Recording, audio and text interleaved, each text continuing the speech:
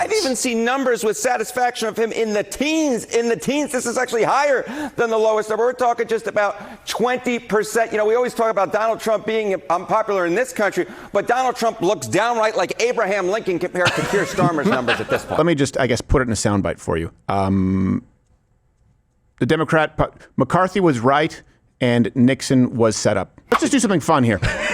You know, people will often say the left will be like, why can't we be more like Europe? I tell you why. Because Europe is a fallen, it's a fallen state in general, and it's gay.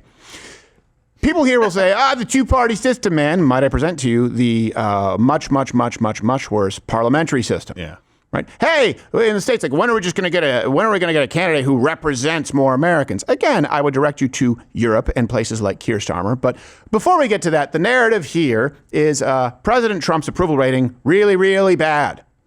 New polling shows President Trump's approval rating continues to drop. President Trump's approval rating has taken a hit. He's more unpopular at this point in his presidency than any president in U.S. history, and it is not close. President Trump's job approval rating remains underwater. I have never seen 50-point swings. All right, that's enough. I just don't have the strength. I don't have the strength to look at all those faces today. It's Friday. I'm done. I need a friendly face, a face that brings a smile instead of a tear. So, what about this one? I do like that one. Okay, that's a good one. But I also like Harry. Boy, that's a Pavlovian response. For some reason I hear it. You just the eyes start crossing. I didn't even know. Wow. I need to work on that. Another good face, Harry Enton, and he wants you to know that things could be worse. You could be British. Look at the net approval ratings for Republicans in Congress. This shutdown hasn't eaten into Donald Trump's support at all. Look at where we are now. It's a complete flip.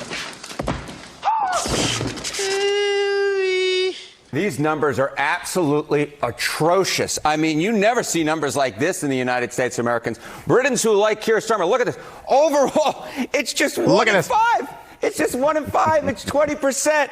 His own party, Labor, he's just at 52% there. Jeez. I've even seen numbers with satisfaction of him in the teens. This is actually higher than the lowest number. We're talking just about 20%. You know, we always talk about Donald Trump being unpopular in this country, but Donald Trump looks downright like Abraham Lincoln compared to Kier Starmer's numbers at this point. We'll translate this into American then. Okay, let's translate this into American. Don't crowd my action, but okay. Presidents, I think of leaders of this country who had low approval ratings, and I think of Richard Nixon. Okay, popularity ratings in their own country. In 1974, Richard Nixon, just before he was forced to resign, 24%. But look at Starmer. He's actually lower. He's lower. At 20%. He is polling worse now than Richard Nixon was with Americans before he was forced to resign. Let's take a look at UK PMs with ratings as bad as Starmer's. Look at this. All lost or resigned before their next election. So nobody who has had numbers as bad as Kier Starmer has ever survived numbers this bad. Just like Richard Nixon didn't survive numbers this bad back in 1974. Now, before I get to that, we're going to do a segment on this next week. Let me just, I guess, put it in a soundbite for you. The Democrat, McCarthy was right and Nixon was set up. Okay, you may not know this, but Watergate is not what you think. We did a 3-3 in Watergate. Basically, Nixon was condemned for people bugging a hotel that was not needed for re-election that he didn't even know about. And the reason then you hear his reaction on a phone call is because Nixon put recording devices in his own office, in the Oval Office, in the West Wing, so that all incoming and outgoing calls would be recorded for transparency's sake. You need to know that Richard Nixon, there was a recent article, too, that came out that vindicates him even more. 7 pages that were classified. Nixon dominated.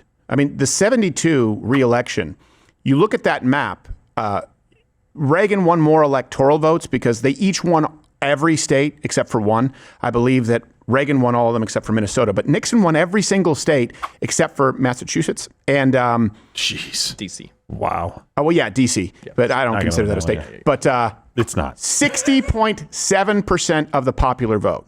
And by the way, he maintained his popularity until Watergate. He was an unbelievably popular president.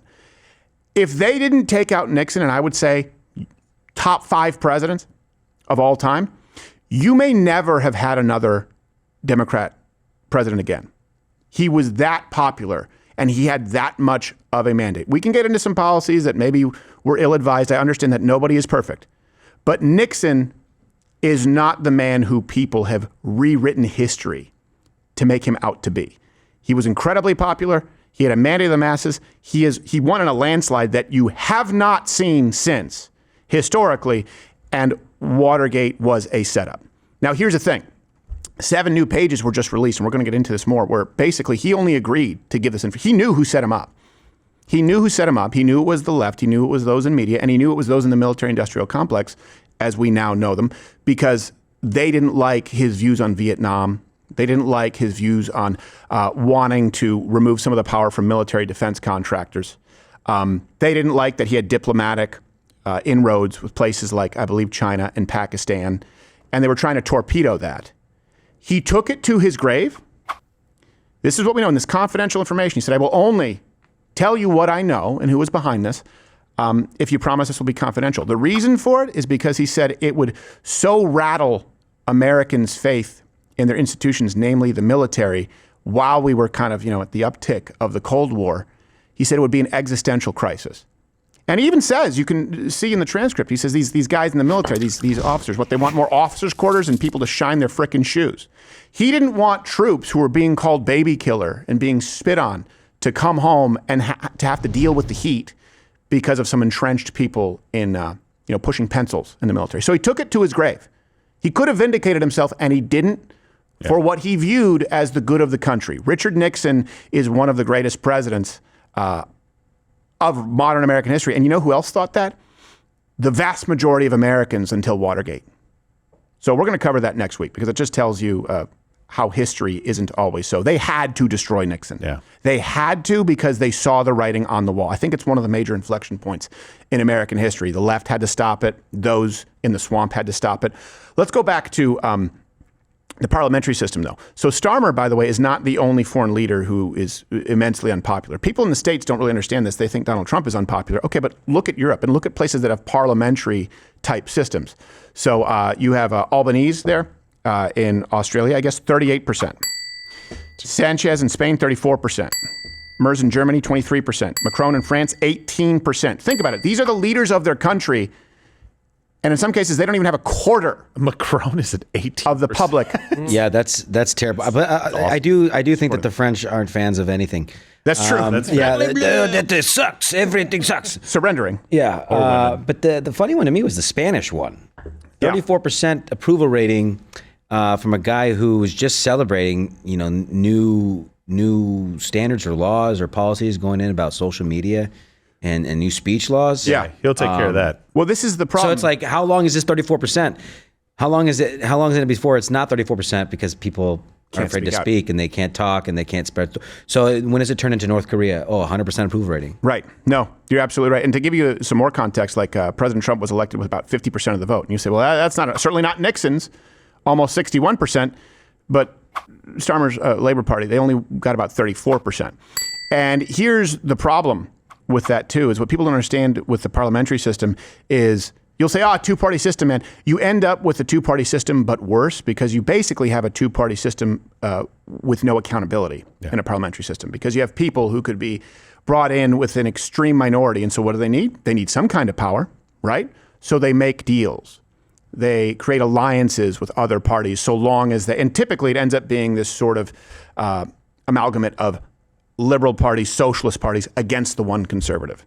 And that's why you see Europe in decay. So 50% of Americans being relatively represented is better than 60 to 80% in some cases being represented 0%. That's the problem with the parliamentary system. Yeah. It's so foreign to us, the two-party system. It's not perfect, but it's as good as we have. It's no wonder they don't fight back right now. Yeah. It's no wonder they don't fight back and they don't protest as much. Yeah. Why would they? What's going to change? Right. It's always been like this. Mm-hmm. My whole life. We're all minorities to everything, and we don't get nobody gets what they want. Right. Yeah, that's exactly right. And speaking of approval, come on, guys, we got to get those numbers up with Donald. How could you not like President Trump even just a little bit. Like, just here he is on Marco Rubio recently. Marco, you really did yourself proud 2 days ago in Munich. In fact, so proud that I almost terminated his employ because they were saying, why can't Trump do this? I do, but I say it differently. But Marco, don't do any better than you did, please. Because if you do, you're out of here. And watch, people go, see, President Trump, the narcissist. Marco Rubio was laughing. It was hilarious. Get over it. Here he is on the president of Paraguay. President Pena of Paraguay is here. President, thank you very much. Young, handsome guy. It's always nice to be young and handsome. Doesn't mean we have to like you. I don't like young, handsome men. Women, I like. Men, I don't have any interest. I love that. First Board of Peace Summit, he starts it with, hey, I'm not gay. Yeah, exactly. All right. That guy's objectively good looking, right? That was the presidential equivalent of no homo. Here he is on China, which is even funner. I have a very good relationship with President Xi. I'm going to be going to China in April. That's going to be a wild one. I said, but we have to put on the biggest display you've ever had in the history of China. You know, last time I went to China, President Xi, he treated me so well. He gave me a display. I never saw so many soldiers all the same height, exactly the same height within a quarter of an inch. You can do that when you have 1.4 billion people. You know, lots of shoulders. Everybody was within about 1/8 of an inch the same height. I said, if they put their helmets down, you could have played pool on the top of their heads. And it was pretty amazing. But I said, you got to top it. He said, I'll top it. We're going to top it. We're going to have a lot of the people, most of the fake news back there is going to be going. Just found a way to fit it in there. My favorite part of that one was when he said, lots of shoulders. Yeah. What? Could have played pool on the tops of their heads. I hear you guys like ping pong. But we don't do that, CTE. And here he is responding. This one is just fun. I know the internet is ablaze. Yeah. On this one. Aliens, are they real? Look. Yes. Whatever, but here's President Trump answering in a very Trump way. Something that got a lot of attention this week. Barack Obama said that aliens are real. He didn't quite say that. Have you seen any evidence of non-human visitors to Earth? Well, he gave classified information. He shouldn't do that, Slim Shady. You know? So aliens are real. Well, I don't know if they're Caroline real or not. Levitt biting her lip. Classified information. He's not supposed to be doing that. He made a big mistake. He took it out of classified information. No, I don't have an opinion on it. I never talk about it. A lot of people do. A lot of people believe it. Do you believe it, Peter? Well, the president can declassify anything that he wants to. So if you want to make an announcement, I may get him out of trouble by declassifying. We know illegal aliens are real. Yeah, illegal. That's it. There's not much more to that. It's just fun. It is fun. I don't think. No, I got a line with that Giorgio Tsoukalos guy from Ancient Aliens. They got a connection with him. Oh. I don't understand. Yeah, maybe I can get him on the show. Oh, okay. All right. You could ask him about it. He's an alien guy? Yeah, he's the expert. Here's my stance on aliens. I think probably not, and I just don't really care. Because if we find ourselves at the point, first off, are we going to somehow be able to reverse engineer some alien technology? No. And if we do find ourselves in the face of aliens who have developed some kind of a vehicle that can travel to planet Earth, then just bend over and kiss your ass goodbye. Like it's just there's no Independence Day. We have no shot. So like, why worry about something that I can't even control? Yeah, we don't have an Iron Man. And I tend to believe probably not. That's my inclination. I do too. It seems odd timing, I guess, both ways. Barack Obama didn't quite say what they're saying he said. If you watch the full clip of what he was saying, it's right, not quite what he said. But then also the timing of this, people are like, "Oh, you're just trying to cover up for the Epstein files." Like, listen, maybe I don't know. Like everything's a cover up of the Epstein files, the ones that he signed into. Aliens.